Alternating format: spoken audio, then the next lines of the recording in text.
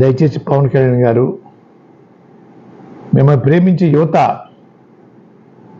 నిత్యం బూతులు పెడతా ఉన్నారు మెసేజ్ల ద్వారా.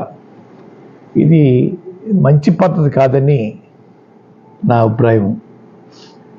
మీ భాషలో పెట్టాలి అనుకుంటే పెట్టించండి, బాధపడను. దానికన్నా ఒకటి చేయండి. మా కుటుంబంలో 7 ఉన్నాం.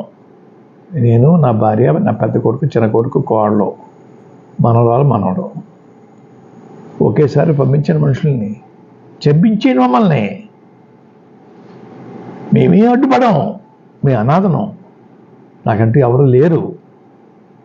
అంతేగాని బూతులు మాట్లాడించడం ఆత్మని వినయపూర్వకంగా మిమ్మల్ని కోరుకుంటా ఉన్నాను. దయచేసి ప్రత్యేక హోదా,